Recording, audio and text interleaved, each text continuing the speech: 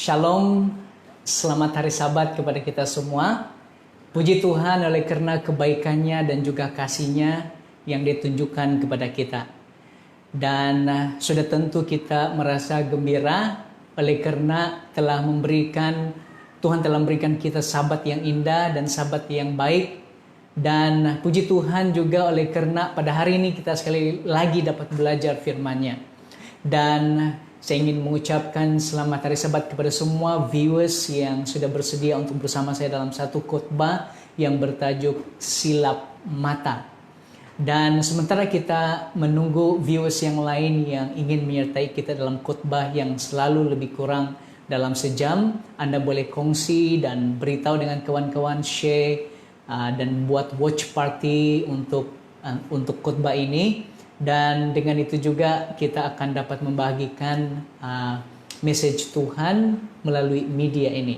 Dan saya juga ingin mengucapkan terima kasih karena Anda yang sudah bersama-sama dalam beberapa lebih kurang 1 bulan lebih. Kalau saya tidak silap, ya 1 bulan lebih 2 minggu, 1 bulan 2 minggu bersama-sama dalam khotbah secara live ini. Dan saya juga ingin memanjatkan syukur kepada Tuhan oleh karena dalam setiap kehidupan kita, terutama sekali Anda yang melihat dan sudah menonton dan mendengar khotbah ini sudah tentu diberkati. Dan Anda boleh kembali untuk melihat khotbah-khotbah yang ada. Skip saja guna swipe, scroll dan lihat di mana bagian khotbah yang kita mau.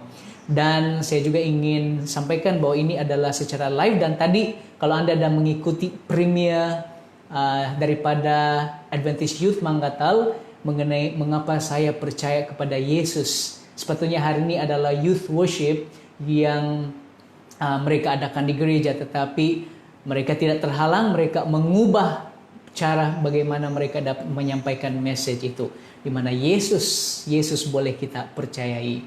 Jadi sekali lagi saya ingin ucapkan selamat hari Sabat kepada semua yang sudah bersama-sama dalam live ini. Saya ingin membuat kita untuk menyanyi satu lagu, dan lagu ini selalu kita dengar, Above All.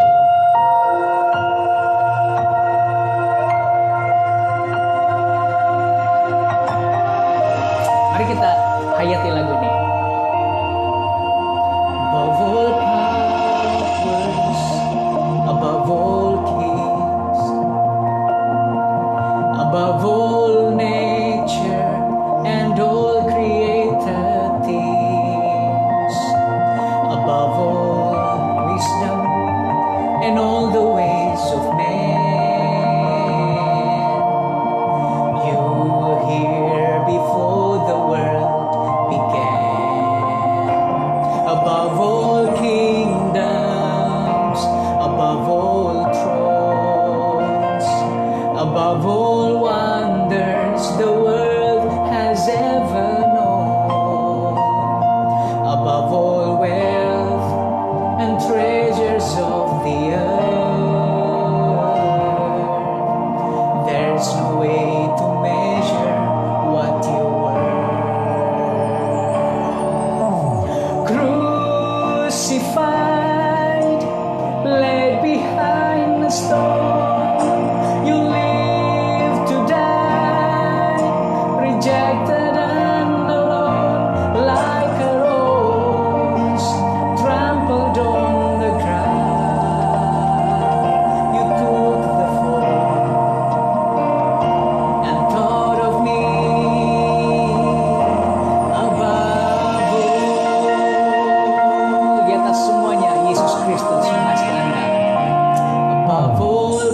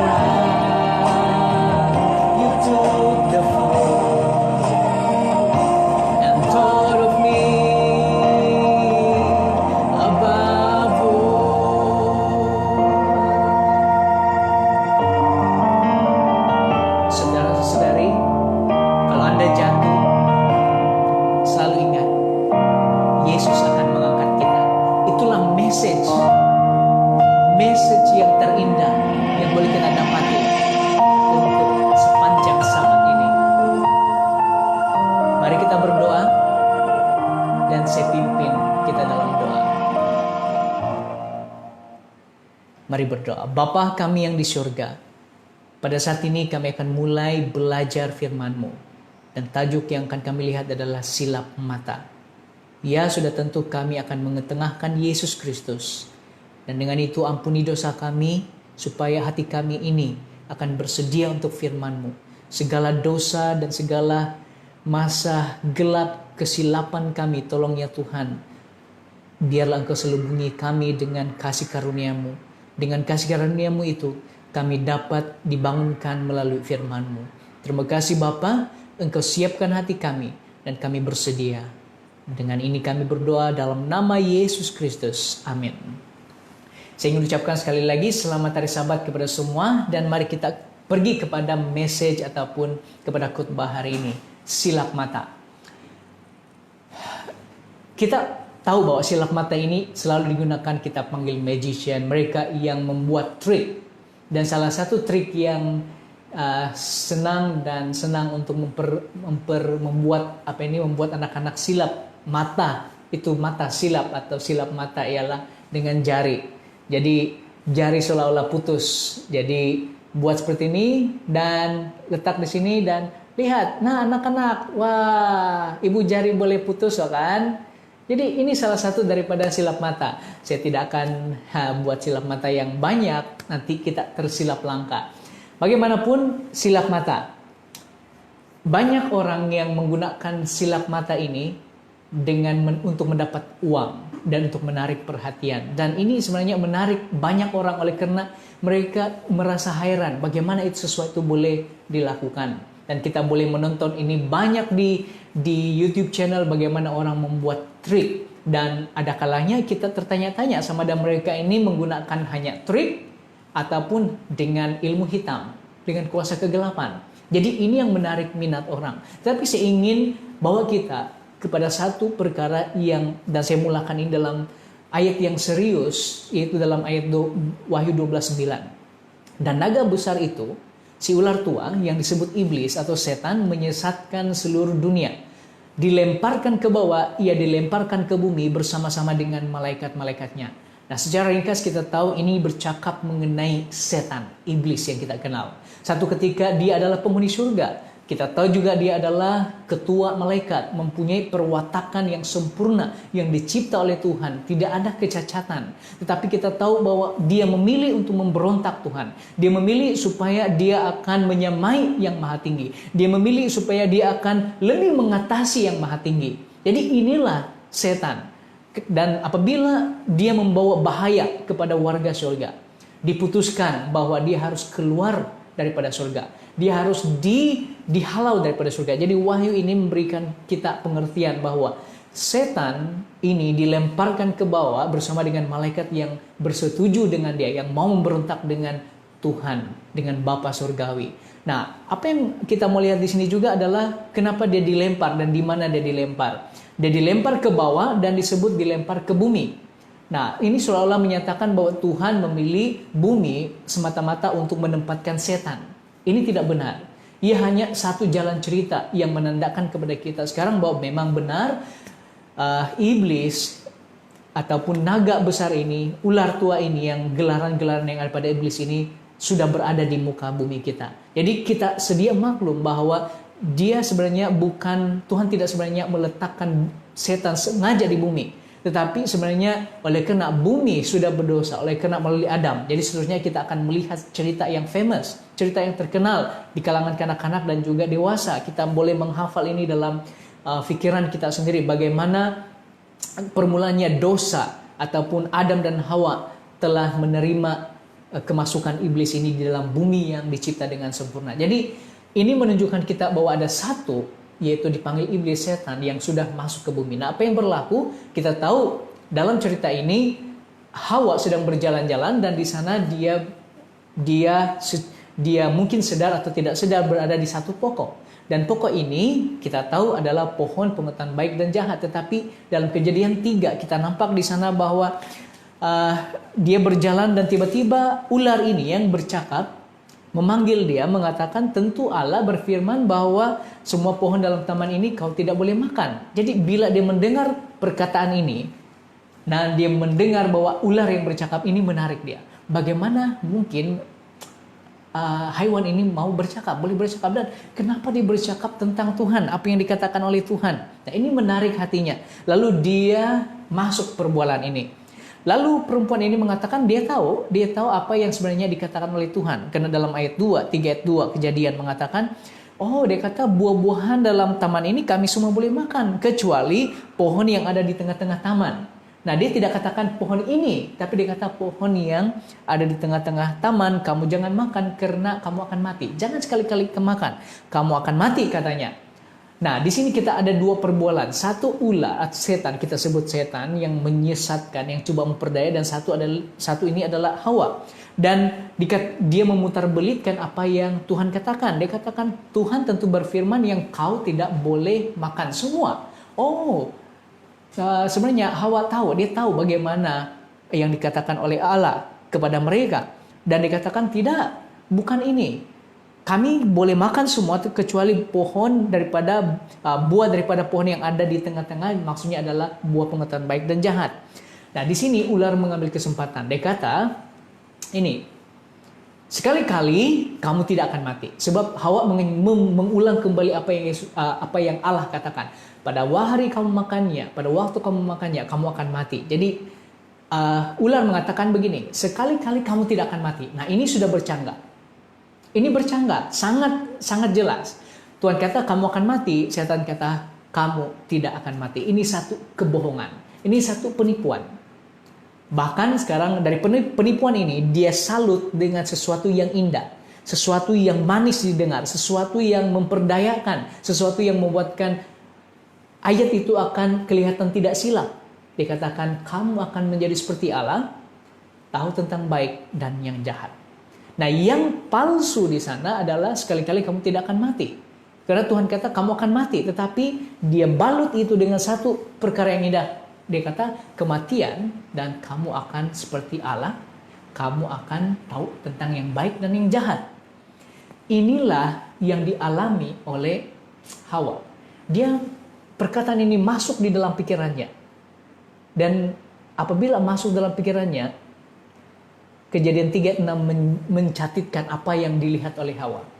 Perempuan itu melihat bahwa buah pohon itu baik, dimakan, sedap kelihatannya. Lagi pula pohon itu menarik hati karena memberi pengertian. Nah, dalam perkataan Ibrani, selalu ingatin ya, dalam perkataan Ibrani, pengertian ini adalah sakal. Jadi pengertian ini adalah sakal. Jadi sekarang, apa yang dilihat oleh Hawa? Melihat buah itu, dia kata buah ini baik, buah ini sedap, dan buah ini menarik karena memberikan pengertian. Dan pengertian di sini dalam perkataan Ibrani, ingat kembali, adalah sakal.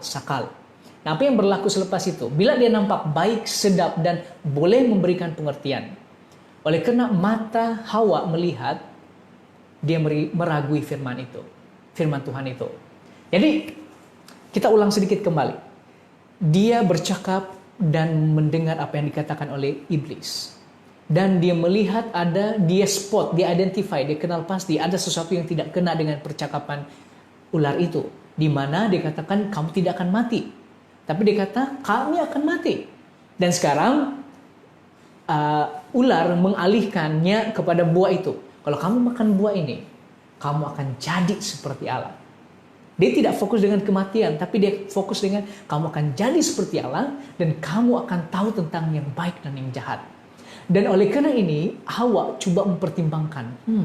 Dan dia mungkin merenung buah itu dan dia berpikir, wah, buah ini dia inspect, dia lihat, perhatikan. Buah ini sedap, buah ini menarik, tidak juga jahat kelihatan. Tetapi yang lebih lagi adalah apa yang dikatakan oleh ular. Buah ini memberikan pengertian tentang yang baik dan yang jahat. Apabila ini bermain dalam pikirannya, dia meragui firman Allah. Firman Allah adalah jangan kau makan. karena pada waktu kau makan, kau akan pasti mati. Tapi sekarang dia meragui, betulkah saya akan mati? Atau bagaimana? Firman kata, Tuhan kata, semua pohon ini boleh kau makan buahnya dengan bebas. Tapi jangan kau makan buahnya, yaitu tentang pengetahuan baik dan yang jahat. Buah pengetahuan baik dan jahat. Ini firman Allah. Dia meragui firman Allah ini.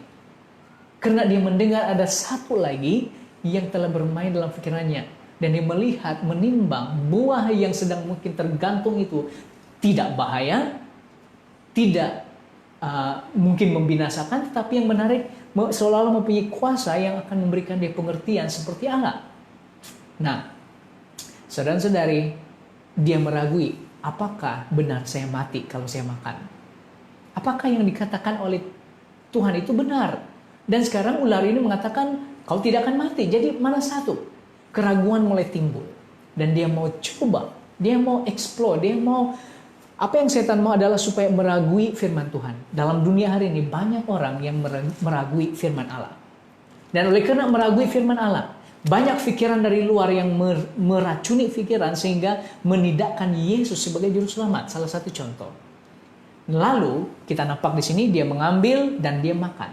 Nah, sekarang kita kembali kepada kata Ibrani. Tadi pengertian dalam kata Ibrani adalah sakal. Dan sekarang dimakannya atau perbuatan makan ini, kata makan ini adalah akal. Jadi kita lihat kalau kita boleh ada sedikit imajinasi untuk bahasa, di mana buah ini memberi sakal kalau di akal. Saya ulang balik. Buah pengetahuan baik dan jahat ini boleh memberi sakal kalau di akal. Jadi dalam kata yang lain, buah ini boleh memberikan pengertian kalau dimakan. Jadi dalam perkataan Ibrani dia bermain sedikit dengan ayat seperti ada irama. Buah ini sakal kalau kau akal makan. Jadi menarik di sini karena perkataan yang sama. Kau makan, kau sakal, kau dapat, kau akal, engkau akan dapat sakal. Kau makan, kau dapat pengertian. Dan ini yang menarik dalam pikiran Hawa sendiri. Lalu dia makan, dia bagi kepada suaminya. Dan suaminya pun makan bersama dengan dia, walaupun dia tahu bahwa ini adalah salah. Menyedihkan, mata mereka terbuka, dan mereka tahu bahwa mereka telanjang. Dan mereka menyemat daun pohon ara, dan membuat cawat. Nah, saya tidak mau menyelami apa yang cerita ini, tetapi saya mau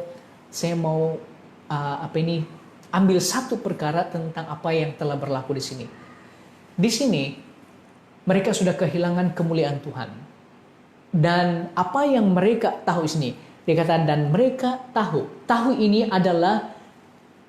ini bermaksud mereka baru belajar untuk mengetahui sesuatu. Dan yang mereka belajar tahu selepas mereka makan adalah akibat pelanggaran perintah Tuhan. Jadi apa yang mereka tahu mulai belajar adalah sekarang mereka telanjang. Mereka belajar untuk mengerti bahwa fisikal mereka sekarang dalam keadaan yang telanjang. Amat menyedihkan. Namun perhatikan, ini poin yang saya ingin buat. Perhatikan, setan adalah ahli silap mata yang paling licik. Buah ada di sana. Perintah Tuhan ada dalam pikiran Adam dan Hawa. Tetapi dia boleh mempermainkan pikiran ini. Dia boleh memperdayakan. Dia boleh membuatkan mata fisikal Hawa melihat buah itu yang sepatutnya tidak dimakan menjadi sesuatu buah yang boleh dimakan dan menarik dan memberikan pengertian bagi dia sendiri. Jadi lihat apa yang setan sudah buat. Dia menghilangkan. Nah, oleh karena trik kan, tadi saya guna kembali ini, trik saya hilang. Saya putuskan ibu jari ini. Apa yang sudah setan buat ialah dia menghilangkan perintah Tuhan dari pikiran Hawa dan Adam. Perintah Tuhan jangan makan. Sekarang oleh karena trik setan, dia menghilangkan perintah ini daripada pikirannya. Mereka tahu perintah itu ada di sana, tetapi ia dihilangkan oleh ahli silap mata. Kita hari ini tahu bahwa apa yang dikatakan oleh Alkitab, kita tahu tentang hal Sabat, kita tahu tentang makanan, kita tahu tentang membantu orang, apa yang Yesus katakan, semua yang ada dalam Alkitab. Tetapi bila setan datang dengan pencobaannya, ia seolah-olah membuat trik ataupun membuat silap mata sampai kita tidak nampak perintah Tuhan itu dalam pikiran kita lagi. Apakah mata kita menipu? Apakah mata kita selama ini tertipu dengan semua perkara? Saya tidak mau sebutkan sesuatu satu-satu, tetapi apakah mata kita dan setan menggunakan mata kita ini untuk diputar ataupun menggunakan mata kita ini untuk tidak melihat perintah Tuhan? Bagaimana mungkin mata Hawa tertipu? Ya, mungkin kita salahkan iblis. Oh, iblis yang buat dia tertipu. Tetapi sebenarnya kita ini yang berdosa mudah ditipu oleh karena kita tidak melihat prinsip-prinsip perintah Tuhan yang ada, yang sudah kita pelajari, karena iblis datang dan membuat silap mata. Terutama sekali perintah Tuhan. Ya, benar dalam satu sisi, memang benar bahwa iblis membuat adalah gara-gara atau adalah puncak segala-galanya. Tetapi di satu sisi lain lagi adalah kenapa perintah Tuhan itu tidak diingat dalam pikiran Hawa. Kita lihat bahwa sekarang kita boleh buat kesimpulan. Sebelum kesimpulan pertama ini, saya ingin kita lihat apakah ini bengkok atau lurus atau bagaimana.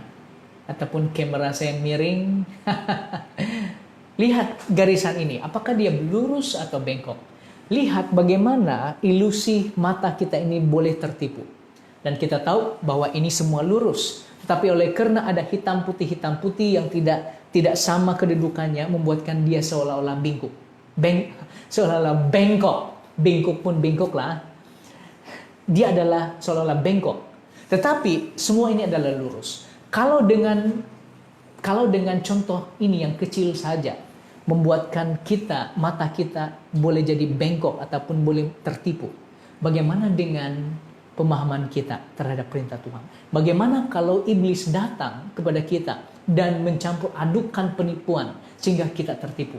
Oleh yang demikian, pertama, ini baru kesimpulan pertama. Iblis berusaha membuat dosa agar kelihatan tidak berbahaya, tetapi menguntungkan. Iblis berusaha membuatkan supaya Hawa dan Adam melihat bahwa buah itu tidak berbahaya, tetapi di sebaliknya menguntungkan. Dalam maksud yang lain lagi, iblis berusaha supaya perintah Tuhan itu kelihatan tidak berbahaya kalau dilanggar. Tetapi kalau dilanggar akan menguntungkan, di mana buah ini sedap, baik kelihatan, dan untungnya adalah pengertian tentang baik dan jahat. Dalam hidup kita hari ini, bila kita mempunyai dosa, bila kita mempunyai kesalahan yang kita mau akui di depan Tuhan, ataupun akui pada diri sendiri, atau langsung kita mau sembunyikan, selalu ingat bahwa tujuan iblis adalah dosa yang mungkin kita tidak sadari selama ini. Mungkin perkataan, tabiat, gaya hidup kita, mungkin kesukaan, hobi, minat kita. Kita seolah-olah lihat itu tidak berbahaya, tetapi dia menguntungkan. Kita perhatikan bagaimana iblis yang adalah pakar silap mata akan membuatkan dosa tidak berbahaya. Dan bila dia tidak berbahaya, dia akan mengakibatkan atau membawa kepada kematian. Kita beralih kepada perkara yang kedua, mengenai Lot. Kita tahu bahwa Abraham dan Lot hubungan mereka adalah Abraham ini adalah paci ataupun uncle kepada Lot, anak buahnya.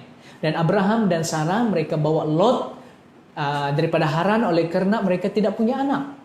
Dan mungkin mereka anggap bahwa Lot itu adalah anak mereka sendiri. Tetapi sampai pada satu waktu di mana Abraham dan Lot masing-masing mempunyai harta benda yang banyak, hamba yang banyak, dan mereka masih bersama-sama berjalan karena hidup mereka ini adalah nomad, di mana mereka berpindah randa karena banyak ternakan dan mereka perlu cari padang dan cari air, kawasan yang cukup untuk ternakan mereka ini. Jadi mereka berpindah sama-sama, dan apabila sampai satu waktu di mana mereka tidak harta ini terlalu banyak dan hamba atau pekerja Lot dan juga Abraham bergaduh satu dengan yang lain. Karena karena kekurangan kawasan. Mereka bergaduh air, bergaduh padang rumput untuk ternakan mereka. Lalu Abraham membuat keputusan dengan Lot dan mengatakan, janganlah kita bergaduh, marilah kita mengambil haluan masing-masing. Dan mereka mungkin seolah-olah seperti berada di satu tempat yang tinggi, dan Abraham mengatakan kepada Lot, Lot, kau ambil dahulu, mana kawasan yang kau mau. Dan setelah kau ambil, dan saya akan ambil kawasan yang bukan yang kau ambil. Jadi Lot melihat. Dan apabila dia melihat lembah Yordan yang dekat dengan sungai, yang penuh dengan padang, dan dia lihat indah sesuai untuk ternakannya, dan tambah lagi Alkitab mencatatkan bahwa itu dekat dengan kota. Nah, macam juga di kota Kinabalu, kita banyak supermarket, pusat hiburan, dan macam-macam yang boleh dilakukan. Dan sama dengan kota yang ada pada waktu itu, hiburan ada di kota. Dan kemungkinan mengapa dia ditulis dekat dengan kota Sodom adalah lokasi, dan juga dalam waktu yang sama mungkin mudah untuk mereka ada acara sosial. Dan kita tahu bahwa Lot berkawin dengan penduduk di sana, dan anak ataupun mereka tinggal di sana akhirnya dalam kota Sodom itu. Dan kita tahu apa yang berlaku selepas itu, di mana kota Sodom Tuhan mau hancurkan. Dan sebelum kita pergi kepada slide yang seterusnya, kita imbas kembali. Tuhan datang kepada Abraham dan menyatakan bahwa saya akan hancurkan kota Sodom dan Gomora. Karena kejahatan mereka sudah naik ke telinga Tuhan. Dan Tuhan datang turun dalam bentuk malaikat dan manusia untuk pergi dan melihat apakah benar kota Sodom itu seperti itu. Dan dia pergi kepada Abraham, dan Abraham mendengar bahwa kota itu akan dibinasakan. Dan Abraham tahu bahwa anak buahnya ada di dalam, sudah tinggal setelah. Sebelum itu pada mulanya sebenarnya Lot berada di luar kota. Tapi dalam cerita ini kita nampak bahwa ada peralihan daripada luar kota, akhirnya mereka tinggal dalam kota Sodom. Jadi ada tarikan daripada kota Sodom ini untuk Lot dan juga keluarganya. Nah, kita kembali. Nah, apa yang berlaku di sini adalah malaikat ini mengatakan kepada Abraham akan dimusnahkan. Tuhan akan musnahkan, turunkan api membakar kota Sodom ini. Dan Abraham tahu bahwa dia punya anak buah ada di dalam, dan sekarang dia mau selamatkan anak buahnya. Dan dia buat tawar-menawar, negotiation. Dia kata, kalau ada 50 orang percaya kepada Tuhan di sana, kau bakar? Kata Tuhan, tidak. Bagaimana kalau ada 45? Tidak. 40 orang yang percaya pada Tuhan? Tidak. 30, 20, 10. Dia turun sampai bilangan yang kecil, 10 orang. Tuhan katakan, tidak, aku tidak akan binasakan kota ini. Tetapi kita tahu, Lot, istri dan 2 anak perempuannya, hanya 4 orang. Dan tidak sampai pun 10 orang. Orang yang percaya kepada Tuhan di kota itu. Dan kita tahu 2 malaikat itu datang ke sana dan pergi ke rumah Lot dan masuk ke dalam rumah Lot.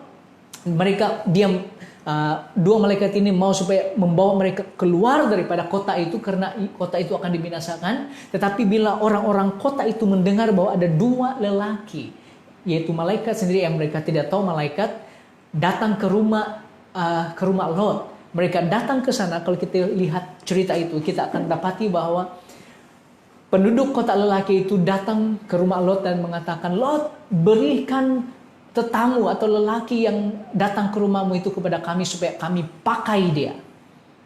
Nah, ini menunjukkan kepada kita bahwa sesuatu moral yang benar-benar terjejas, ataupun sesuatu gaya hidup atau moral yang benar-benar jauh daripada apa yang Tuhan inginkan. Kejahatan mereka adalah sampai bila mereka katakan pakai, itu maksudnya mereka membuat hubungan seksual kepada 2 tetamu ini, 2 lelaki ini. Tetapi Lot defend, dia lindungi. Dia katakan, kamu boleh ambil anakku perempuan. Mereka ini masih lagi belum berkawin, belum tidur mana-mana dengan lelaki. Kamu ambil mereka, tapi jangan kamu ambil yang 2 orang ini. Tapi penduduk mereka itu tidak mau. Kami tidak mau. Kami mau juga lelaki itu. Jadi kenapa ini dicerita? Karena ini menunjukkan kepada kita satu kehidupan dalam kota yang penuh dengan dosa, yang sampai dilihat oleh Tuhan perlu dihentikan sebagaimana berlakunya pada zaman Nuh. Jadi kejahatan ini bila dia melimpah, bila dia matang, maka keadilan Tuhan akan bertindak. Jadi di sini kita tahu kedua-dua malaikat ini menarik keluarga Lot, tapi memberikan mereka arahan. Lari sekarang, selamatkan nyawamu, jangan menoleh ke belakang. Dan jangan berhenti dimanapun, juga di lembah Yordan. Lari ke pergunungan supaya engkau jangan mati lenyap. Jadi mereka diberi arahan. Bila kamu lari, jangan pernah sekali-kali menoleh ke belakang.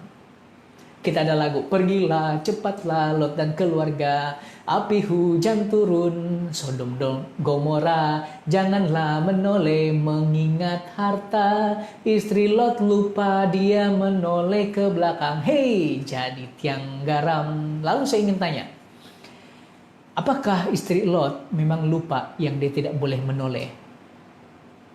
Ini perintah yang keras, jangan toleh ke belakang.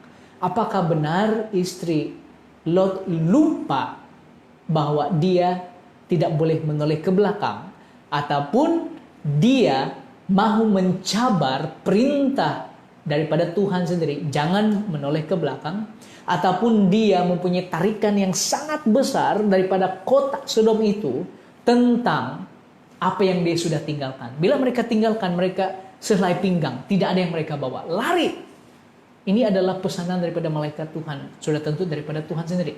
Kalau perkataan yang sama, kalau kau menoleh, kau akan mati. Kalau kau makan buah, kau akan mati. Buah pengetahuan baik dan jahat, kau akan mati. Apa yang berlaku? Kita tahu dalam cerita ini, istri Lot yang berjalan mengikuti keluarganya dan juga mengikuti dua orang lelaki yang ada malaikat, menoleh ke belakang lalu menjadi tiang garam. Saudara-saudari, cerita ini sangat ringkas. Saya ringkaskan karena saya mau ambil satu poin yang besar di sini. Kita nampak tadi yang pertama, kesimpulan pertama bahwa setan mau berusaha supaya dosa ini kelihatan tidak berbahaya dan menguntungkan. Di sini kita melihat satu lagi kesimpulan, bahwa istri Lot, dia berjalan dalam jalan keselamatan, tetapi tidak kita dapat melihat bahwa ada tarikan yang besar, sama ada dia mau menentang, mencoba Tuhan, perintah Tuhan, ataupun dia terikat dengan apa yang dia sudah tinggalkan, ataupun dia ragu-ragu bahwa Sodom itu akan dimusnahkan dengan api oleh Tuhan. Lalu dia melihat dan dia menjadi tiang garam. Kenapa dia menoleh? Ada apa dengan kota? Hiburan, harta, sahabat, dan perasaan ingin tahu ini, apakah benar kota itu dihancurkan? Menunjukkan sikap tidak percaya kepada kata-kata Tuhan. Sama halnya dengan zaman Nuh, di mana Nuh memberitakan bahwa banjir besar akan datang. Kita perlu bersedia buat bahtera. Tetapi kita tahu dalam tulisan nubuat, orang-orang pada zaman Nuh, mereka mengejek-ejek Nuh. Mereka mentertawakan Nuh. Mereka menunjukkan sikap yang tidak percaya kepada kata-kata Tuhan. Walaupun ada perintah yang sudah diberikan, perasaan ingin tahu itu yang kuat. Hawa mempunyai perasaan ingin tahu yang kuat. Desire, keinginan untuk apakah benar yang dikatakan oleh setan ini, ular ini, ataupun Tuhan. Dosa itu kelihatannya tidak bahaya. Dan akibatnya, dia jadi tiang garam.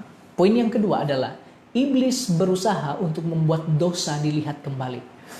Ini sangat penting saudara-saudari. Kita imbas kembali yang pertama. Iblis berusaha untuk membuat dosa agar dosa itu kelihatan tidak berbahaya walaupun dia berbahaya, dan menguntungkan walaupun sebenarnya hakikat sebenarnya adalah dia merugikan. Kedua, iblis berusaha untuk membuat dosa dilihat kembali. Setan bekerja sepenuhnya agar manusia diselamatkan oleh Kristus. Yang diselamatkan, saya ulang kembali. Setan bekerja sepenuhnya, berusaha dengan sekuat-kuat tenaganya, supaya manusia yang sudah diselamatkan oleh Yesus, manusia yang sudah menerima Yesus, dan dengan tanda pertobatan melalui baptisan, akhirnya akan melihat kembali kehidupan manusia yang lama. Kita tahu bahwa baptisan melambangkan bila kita diselamatkan, kita mati bersama dengan Yesus. Dosa itu sudah mati. Dan sepatutnya kita meninggalkan manusia lama. Yaitu kehidupan yang bertentangan dengan apa yang Tuhan inginkan, perintah Tuhan. Dan bila kita bangun daripada air, maka itu menandakan kita hidup baru sebagaimana Yesus bangkit daripada kematian. Kita hidup dalam Yesus. Yesus berkuasa dalam kehidupan kita. Dan kita meninggalkan manusia lama. Dan selain daripada meninggalkan manusia lama, kita tidak mau toleh kembali sesuatu yang sudah kita lakukan. Tetapi iblis berusaha untuk membuatkan kita mengorek kembali dosa yang sudah kita kubur. Dan kita ulang kembali. Kita lihat bagaimana iblis ini coba mengingatkan kepada kita. Kamu dan saya sudah hidup, mungkin kita punya usia berbeza. Saya 30 lebih tahun, 34, 35 tahun. Dalam sepanjang kehidupan 35 tahun, saya akui saya sendiri mempunyai dosa. Dan demikian juga dengan Anda. Namun persoalan yang paling besar adalah, apakah dosa yang saya sudah buat di masa yang lalu itu, seringkali saya lihat dan saya tertarik dengannya. Dan saya mau ambil dosa, maksudnya kesilapan perbuatan itu. Dan saya ulang kembali pada masa ini. Kalau kita mempunyai tabiat yang sudah dahulu kita tinggalkan dan sekarang kita ulang kembali, bermakna kita adalah sama seperti istri Lot. Kita tidak boleh lepaskan manusia lama. Kita tidak boleh lepaskan hal-hal yang mengikat kita di masa yang lalu, dosa itu. Dan yang bekerja sebenarnya adalah adalah setan yang mau berusaha supaya dosa kita ini yang harus kita tinggalkan akan kita lihat esok, kita lihat esok, kita lihat esok, dan esok akhirnya kita tidak pernah dapat meninggalkan dosa ini. Kita nampak bahwa ini adalah kehidupan manusia berdosa. Kita tidak boleh lupakan sesuatu yang ada dalam pikiran kita. Hanya dengan kuasa Yesus Kristus, dengan membiarkan Yesus, hubungan dengan Yesus setiap hari membuatkan kita akan menang agar kita tidak lagi melihat kembali dosa itu. Sama juga dengan, saya ingin ambil ilustrasi, sama juga dengan apabila seorang anak-anak yang mungkin mencapai 4-5 tahun, ibu bapaknya coba untuk membuat dia meninggalkan susu botol ataupun susu badan. Cukup, kau sudah besar, tidak perlu lagi susu badan dan susu botol, kau boleh makan nasi, boleh minum susu dalam gelas. Sukar untuk anak ini meninggalkan karena itu sudah sebati dalam kehidupannya.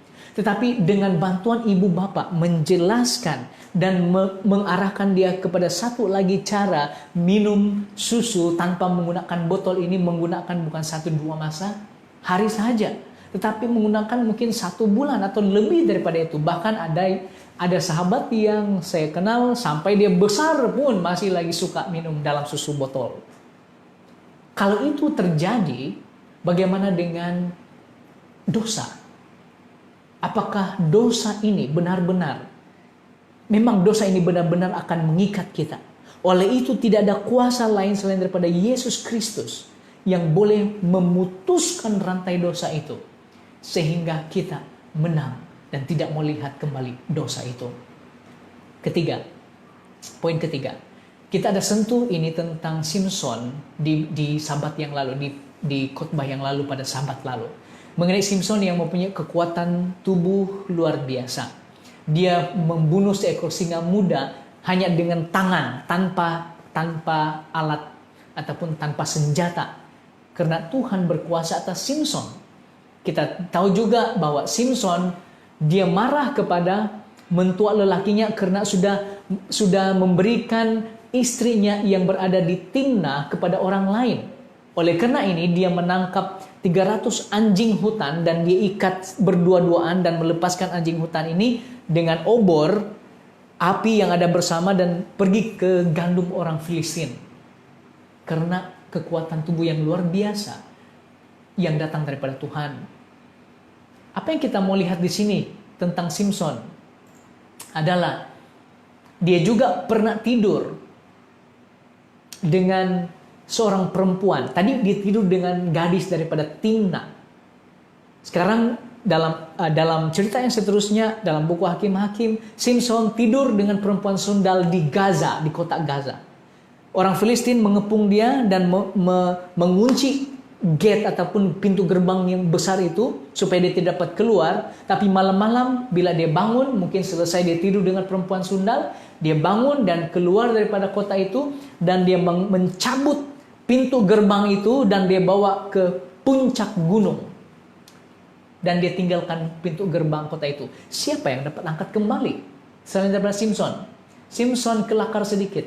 Dia cabut pintu gerbang kota Gaza, dia letak di atas bukit, dan tidak ada orang yang dapat kembalikan pintu gerbang itu. Dan menurut kajian bahwa pintu gerbang itu seberat 300 kg. Dan dia berjalan sejauh 40 batu. Ini menurut kajian para pengkaji Alkitab. Jadi, apa yang kita melihat sini, dia mempunyai kekuatan tubuh yang luar biasa oleh karena Tuhan. Oleh karena Tuhan, dia sangat bergantung, very dependent kepada Tuhan. Dan kita tahu akhir daripada cerita ini adalah rambutnya dipotong dan akhirnya matanya dicungkil dan dia ditertawakan, dia bekerja di gilingan, dan ini karena gara-gara Delila ataupun Delilah yang telah memperdayakan dia. Dia memperdayakan dia supaya memberitahukan apa rahasianya. Kita tahu cerita ini dengan benar. Dan sekarang, dia mempunyai kekuatan tubuh yang luar biasa. Tetapi penguasaan dirinya biasa-biasa sahaja. Sekali lagi, Simpson mempunyai kekuatan tubuh yang sangat luar biasa. Tetapi penguasaan dirinya biasa-biasa sahaja. Simpson kuat secara fisikal, tetapi memiliki penguasaan diri yang sangat lemah. Apa kebanggaan yang dapat kita jadikan sebagai teladan? Kita cerita tentang Simpson, bagaimana dia kuat. Mungkin teladannya adalah bagaimana Tuhan setia kepada janjinya, walaupun seseorang itu tidak setia kepada dia. Bagaimana Tuhan benar-benar melaksanakan misinya melalui seorang yang lemah dan menggunakan seorang yang lemah dari sudut penguasaan diri ini dan melaksanakan bagaimana Simpson membebaskan orang Israel daripada serangan-serangan Filistin. Dia sangat lemah. Dia melihat gadis Filistin di Timnah, dia mau kawin. Dia melihat perempuan sundal di Gaza, dia pergi dan tidur bersama. Dia melihat Delila, dia tidak jerak-jerak, dia tidak serik-serik dengan apa yang berlaku di Filistin Timnah dan apa yang berlaku di Gaza. Dia masih lagi mau bersama dengan Delila yang benar-benar ditegah oleh Tuhan, tidak berkawin, tidak bergaul dengan mereka. Dia jatuh cinta juga. Kenapa? Karena semuanya mata. Apakah ibu bapaknya tidak mendidik dia dari kecil? Tidak menegur dia? Oh, ibu bapaknya memang menegur dia, memang menasihati dia. Tetapi seperti mana yang saya sudah ceritakan di Sabat yang lalu dalam khutbah, bahwa dia mengatakan, she is right in my eyes. Dia benar di mata saya. Dalam pertimbangan saya, dialah yang paling cocok, dia yang paling serasi. Karena dia menggunakan mata fizikalnya dan tidak menggunakan mata rohani dan bertanya, apakah ini benar di mata Tuhan? Kekuatan tubuh luar biasa. Tetapi penguasaan diri biasa-biasa saja. Kejatuhannya berada di gadis Timnah. Saya sudah bahaskan tadi. Dia kata, di Timnah aku melihat seorang gadis, tolong ambil dia menjadi istri. Nasihat ibu bapak dia tidak peduli. Nasihat ibu bapaknya katakan, apakah tidak ada anak-anak perempuan di antara seluruh bangsa Israel ini, sehingga kau pergi dan mencari istri dari orang Palestina? Ibu bapak Simpson berikan nasihat, tetapi dia tidak peduli. Nasihat Tuhan juga dia tidak peduli. Tuhan mengatakan kepada semua, memberikan perintah ini kepada semua bangsa Israel termasuk Simpson. Jauh sebelum Simpson lahir. Apabila Tuhan Allahmu telah membawa engkau dalam ke negeri kemana engkau masuk untuk mendudukinya, dan ia telah menghalau banyak bangsa dari depanmu, dan disebut orang Het, Gergasi, Amori, Kanaan, Feris, Hewi, orang Yebus, 7 bangsa yang lebih banyak dari dan lebih kuat daripadamu, jangan kau mengawin dengan mereka. Lihat ini, ibu bapak Simpson mengetahui perintah Tuhan. Diajarkan kepada Simpson, jangan kau kawin dengan mereka. Anak perempuan kamu, kalau kamu ada anak perempuan, jangan kau bagi dengan anak laki-laki orang Filistin, orang-orang yang 7 bangsa tadi itu. Karena Tuhan katakan jangan. Karena tidak boleh ada percampuran dengan bangsa yang kudus, yang mengenal Tuhan, dengan percampuran bangsa yang menyembah dewa. Gelap dan terang tidak boleh bercampur. Kamu harus menjadi bangsa, kata Tuhan, yang benar-benar mencerminkan siapa Tuhan yang hidup. Jangan kau datang dan pergi dan mengambil mereka sebagai istri. Dia melihat perempuan sundal di Gaza, dia pergi dan menghampiri. Menghampiri maksudnya ini membuat ataupun tidur bersama dengan dia, melakukan hubungan seksual. Sesudah itu Simson jatuh cinta kepada seorang perempuan, yaitu Delila di lembah Sorek, Filistin juga. Dan saya ingin ringkaskan ini ada hat-trick. Kalau Simson seorang pemain bola sepak, dia sudah ada 3 hat-trick. Ataupun hat-trick lah. Jangan lagi 3. Hat-trick bermaksud 3 kali. So, hat-trick Simson, gadis Timna, gadis Gaza, dan Delila. Dia kuat, tetapi penguasaan dirinya lemah. Akibat matanya dicungkil, kedua biji mata. Sepertinya matanya lah yang membuatkan dia tidak melihat perintah Tuhan. Dan akibatnya orang Filistin mencungkil mata dia. Dan pada waktu itu dia tidak lagi dapat menikmati. Dia tidak lagi dapat menikmati keinginan dirinya untuk melihat perempuan yang lain. Mata membawa kebinasaan. Dan apabila mata ini dicungkil, matanya dicungkil, barulah Simson mengerti perintah Tuhan. Dalam gambar, dia dipaksa untuk bekerja di batu gilingan. Sepatutnya lembu atau kuda mungkin yang akan berpusing dan menggiling apa saja, sama ada gandum ataupun sama ada anggur. Tetapi ini Simson, dia daripada seorang yang kuat sekarang dia dipaksa untuk menggiling.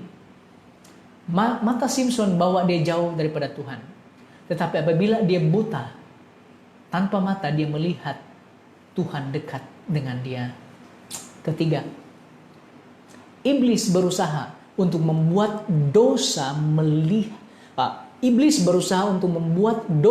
kelihatan indah, menawan, dan memuaskan. Saudara-saudari, ini berbeda sedikit daripada Hawa. Karena di sini bercakap tentang keinginan, kepuasan, di mana Simson tahu bahwa dia salah, tetapi matanya ataupun pikirannya yang tidak dapat dikawal ini, dosa ini dia lihat indah. Gadis-gadis Filistin, perempuan sundal, menawan hatinya, dan bila dia mendapatkan ini dia memuaskan. Tidakkah begitu sifat dosa?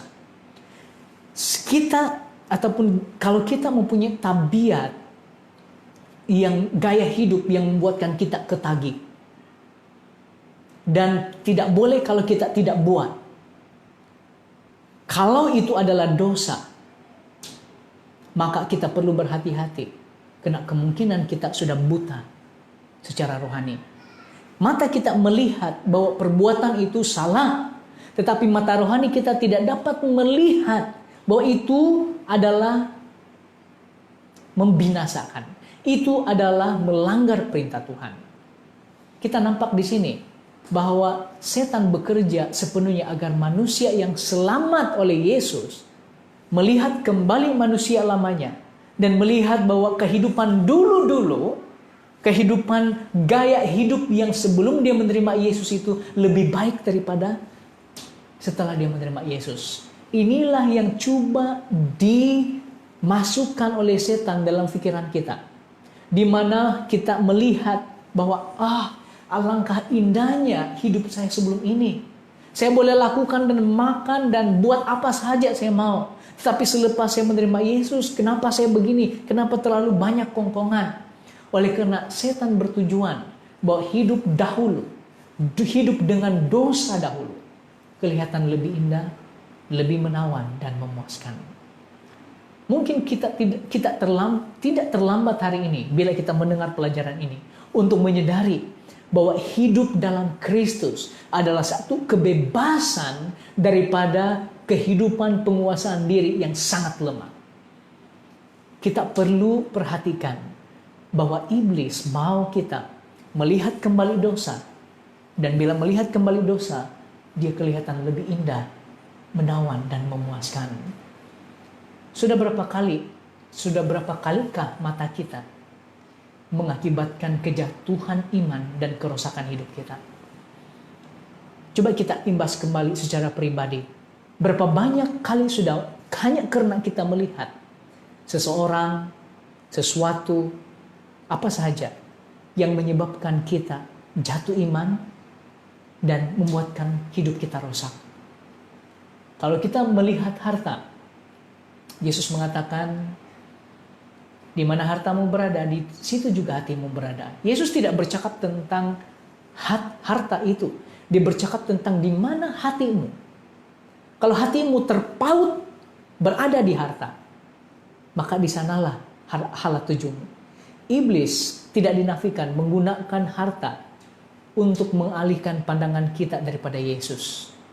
Mata yang selalu berhubungan dengan hati.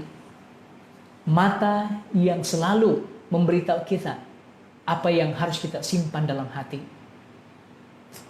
Di mana mata keluarga kita pada hari ini?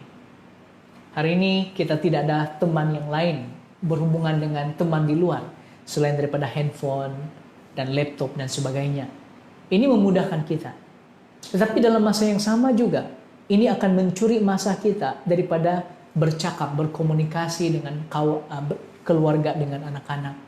Kita juga akan terhilang fokus karena mungkin kita terlalu banyak masa dalam rumah, dalam hal seperti sekarang ini. Sehingga kita hilang fokus untuk mengambil firman Tuhan dan hanya bersendirian dengan firman Tuhan, membaca dan menyisihkan waktu bersama dengan Tuhan saja.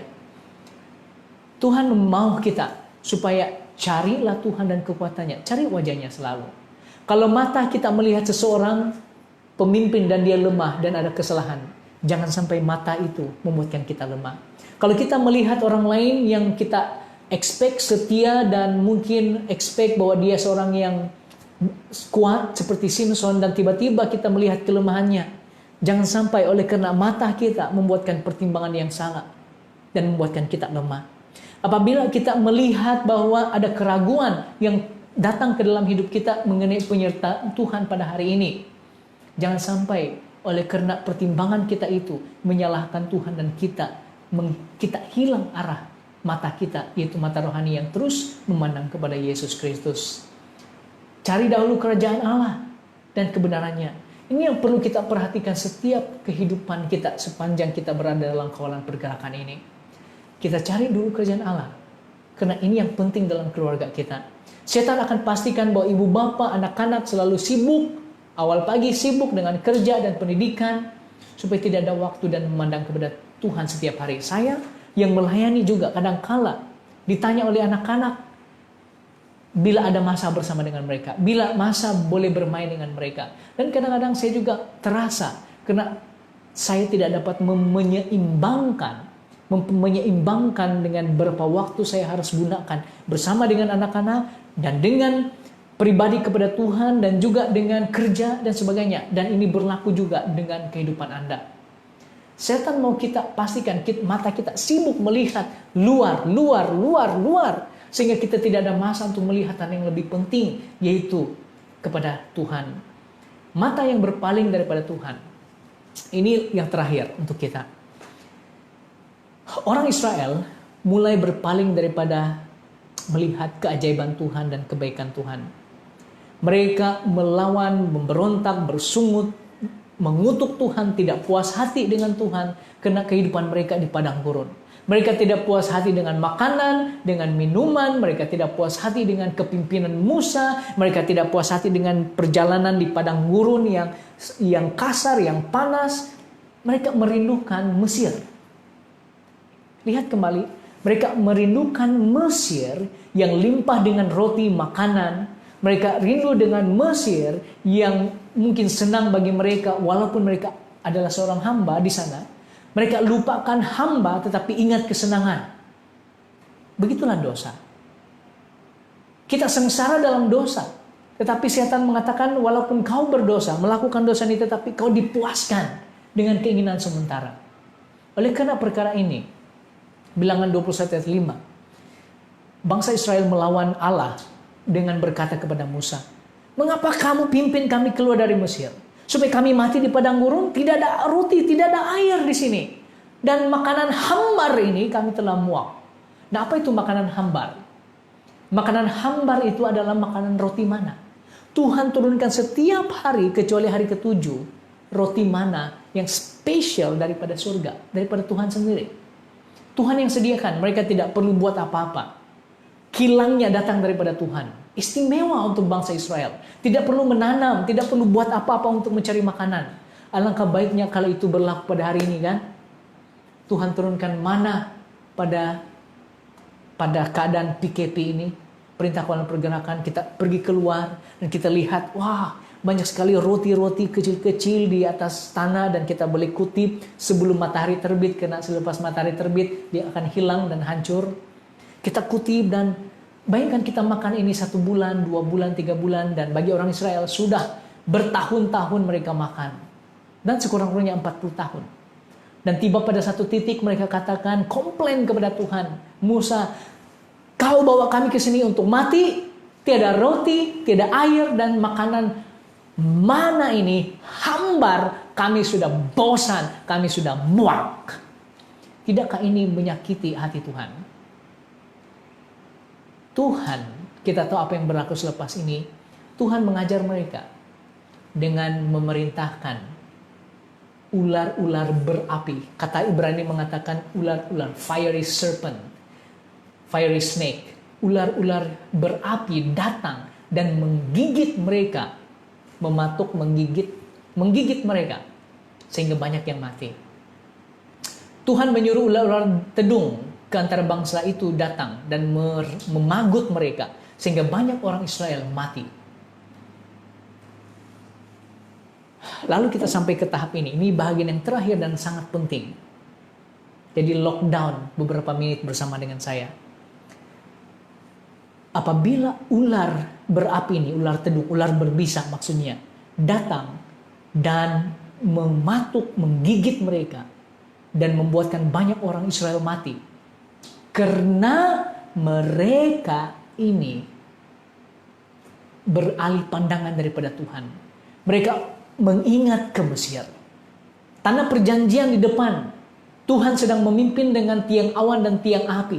Mujizat berlaku, air diberikan, mana diberikan. Tidak pernah mereka tidak kecukupan atau kelaparan. Mereka selalu dipenuhkan walaupun tidak puas, tapi mereka dipuaskan untuk tenaga badan, tenaga tubuh mereka. Tidak pernah sesaat pun, mungkin tidak pernah satu hari pun Tuhan skip, kecuali hari Sabat, hari ketujuh, Tuhan skip mana itu turun. Hujan, panas, apa saja keadaan, Tuhan akan pastikan bahwa mana itu sampai ke perkemahan orang Israel.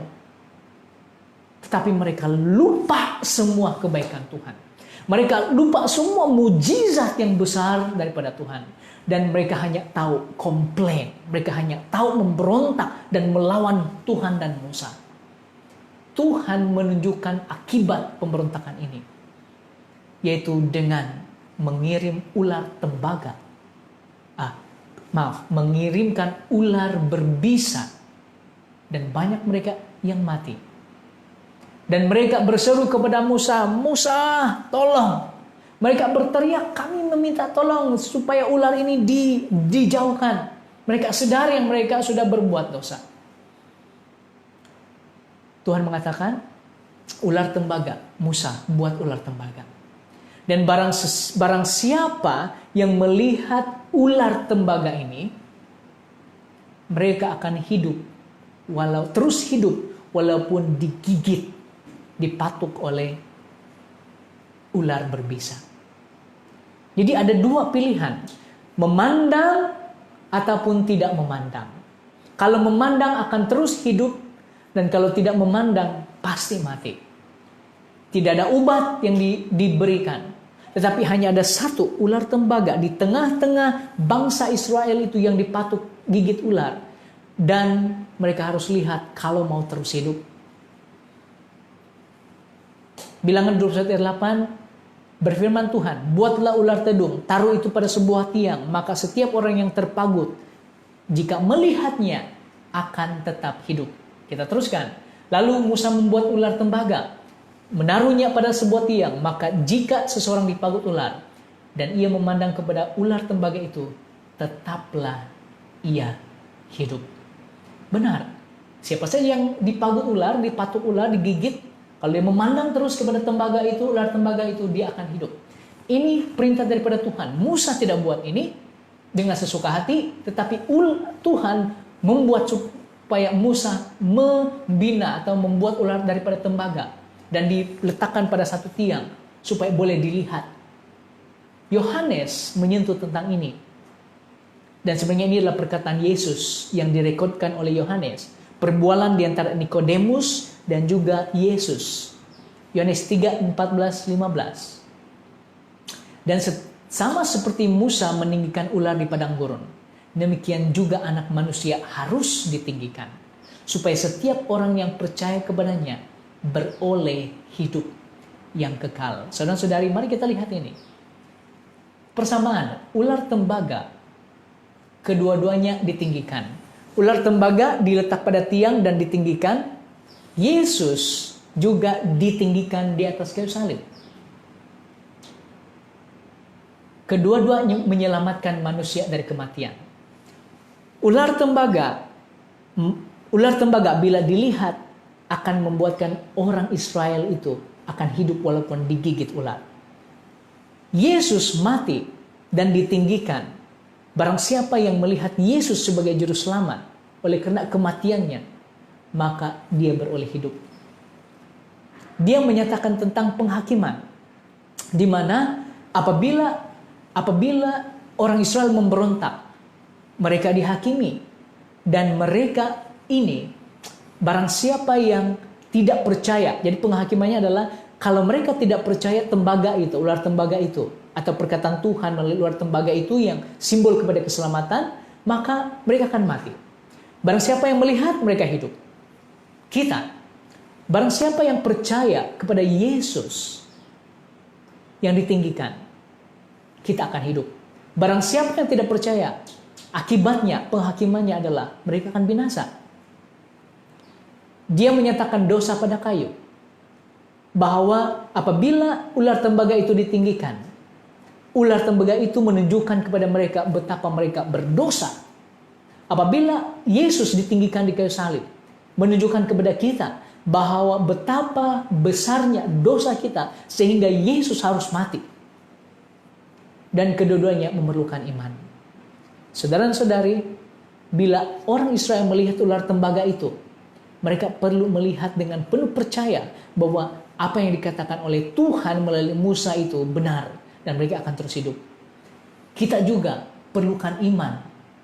Beriman kepada Yesus bahwa dia sudah menghapus dosa kita.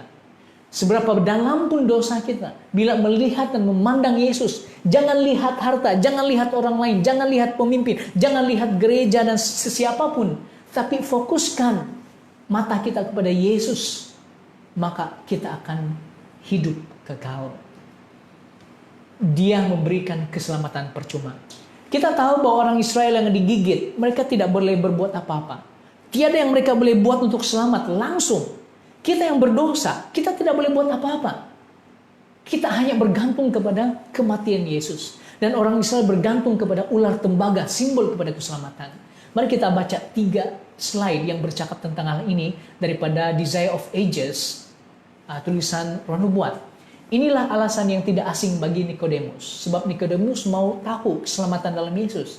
Simbol ular yang dinaikkan menjelaskan kepadanya misi penyelamat. Sebab tadi Yohanes mencatatkan bahwa sebagaimana ular tembaga Musa ditinggikan, demikian juga Yesus ataupun anak manusia ditinggikan untuk keselamatan. Simbol ular yang dinaikkan menjelaskan misi penyelamat.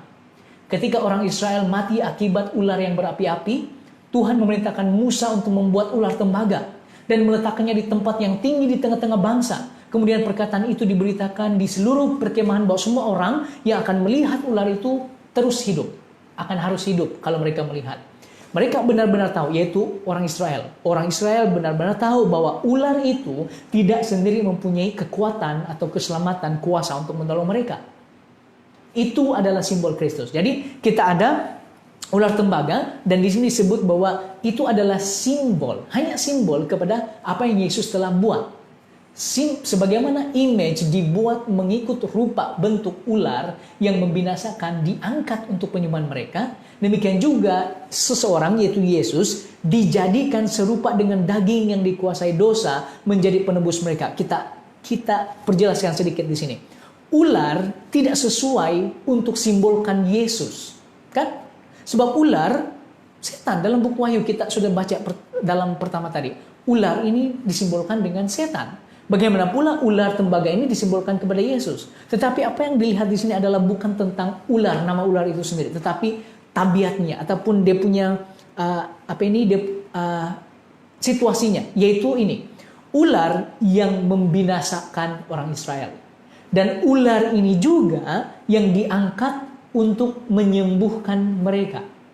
Yesus, dia datang ke dunia dengan rupa bentuk manusia yang mengetahui dan memahami kelemahan manusia, yaitu daging, tubuh yang dikuasai dosa, yaitu boleh penat, boleh menangis, boleh rasa haus, boleh rasa lapar, dan boleh berdarah, boleh rasa kesedihan, emosi, kematian, dan semuanya. Tubuh ini.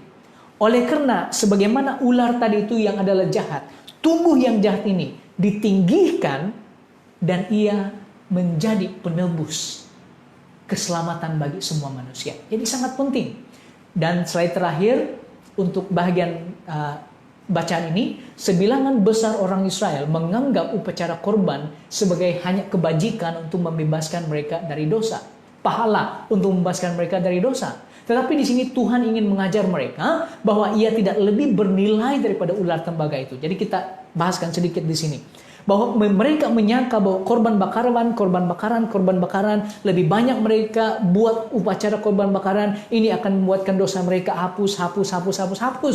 Tetapi sebenarnya Tuhan menyatakan kepada mereka sebenarnya korban bakaran itu hanya simbol dan dia tidak lebih bernilai ataupun dia hanya seperti ular tembaga, di mana ular tembaga ini juga tidak mempunyai kuasa.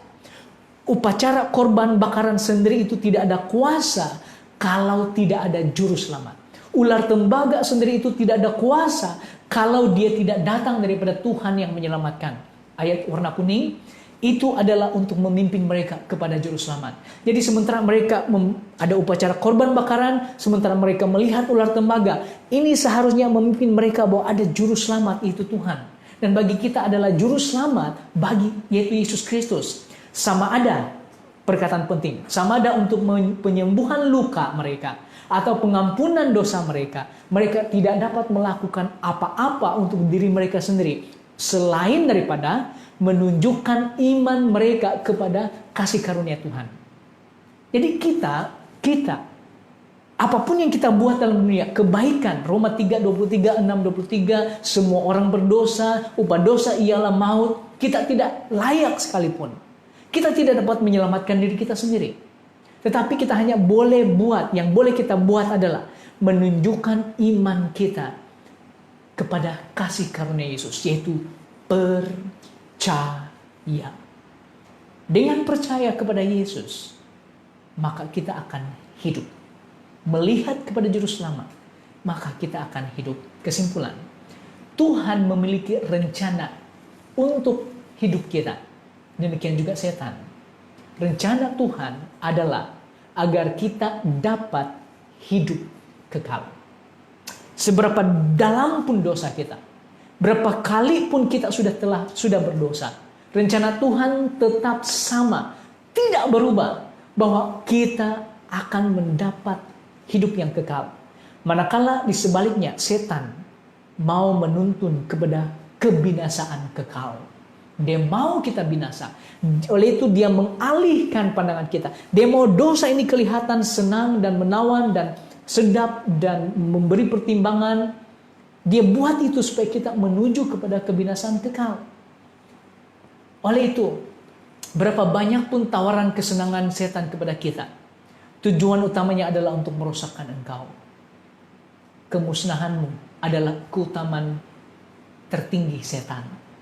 Saudara-saudari, si ahli silap mata yang kita perlu berjaga-jaga adalah iblis. Mata, hati kita, perbuatan dosa kita yang lalu. Dia akan gunakan semua ini, trik yang lama. Dia akan bawa hari ini, supaya kita akan teralih pandangan kita. Panggilan untuk kita adalah supaya kita jangan tertipu. Jangan kita tertipu. Dan kita harus melihat ayat ini sebagai satu ketetapan dan juga satu dorongan. Tetapi aku dalam kebenaran akan kupandang wajahmu. Dan pada waktu bangun, aku akan menjadi puas dengan rupamu. Tidak ada kepuasan lain selain berada dalam hadirat Tuhan. Tidak ada kepuasan lain yang berkekalan dan menguntungkan selain daripada memandang wajah Tuhan. Kalau kita sudah memandang dosa kita yang lalu, kalau kita sudah tertarik dengan dosa kita yang lalu, kalau kita tersilap pandang dan bukan Yesus yang kita pandang, hari ini mari kita berjanji dan memperbarui hidup kita supaya akan kita pandang wajah Tuhan. Setiap kali kita bangun, kita tahu dengan memandang, yaitu datang kepada Tuhan Yesus Kristus, adalah satu keuntungan dan satu kebahagiaan. Ingat, ahli silap mata, setan, akan datang dan menyesatkan. Biar kita jaga mata kita dan hanya kepada Yesus, agar kita tidak akan teralih pandang dan ditipu oleh tipu muslihat iblis. Terima kasih, Tuhan berkati kita semua. Dan mari kita berdoa. Bapa di surga, Engkau telah menyingkap bagaimana setan mau kami kembali kepada dosa lama kami. Engkau telah membuka pikiran kami, bagaimana setan yang telah menyesatkan banyak orang dengan mata dan keinginan yang boleh melihat gerak-geri kami dan pakar bagaimana supaya memperdayakan kami. Kami sadar, kami juga terdedah dengan tipu muslihat iblis yang sama. Kami sadar dengan kelemahan kami. Kalau kami sudah selama ini memandang kepada dosa kami sendiri, memandang kepada dosa orang lain, memandang kepada pandangan Allah arah tuju yang salah dan bukan kepada Yesus, ampuni kami. Dan mulai hari ini kami akan datang kepada Engkau, memandang wajah-Mu dan merasa puas oleh karena keselamatan yang Yesus sudah berikan pada kami. Terpuji nama-Mu Tuhan, karena Engkau sudah memanggil kami keluar daripada dosa kami. Kami sadar bahwa di saat seperti ini adalah satu kesempatan kami untuk terus meminta kasih karunia yang datang daripada Engkau, karena kami tidak dapat selamatkan diri kami. Terpuji nama Yesus, sebab Engkau di tengah-tengahkan dalam khotbah ini. Karena ini ya Bapa, kami serahkan sepanjang sabat ini kepada Engkau, Yesus Kristus, dan hidup kami ke dalam tangan Engkau. Amin. Terima kasih saudara-saudari. Puji Tuhan, dan biarlah Tuhan berkati kita. Jangan lupa pada jam 4 nanti kita akan lihat satu lagi tajuk, yaitu 4 kunci kebahagiaan keluarga. Satu tajuk yang ringkas tapi penting untuk kita. Dan kalau Anda ada ambil gambar bersama dengan keluarga dan ingin kongsikan, Anda boleh kongsikan itu melalui laman gereja ini, dan kita akan lihat bagaimana kita boleh paparkan itu sebelah petang. Terpuji nama Tuhan, amin. Tuhan memberkati dan selamat, apa saya harus katakan, selamat berpuasa atau selamat pot bless. Mana saja ya. Jadi Tuhan memberkati semua. Jumpa lagi, lagu kita akan save untuk pada sebelah petang. Tuhan berkati. Selamat Hari Sabat.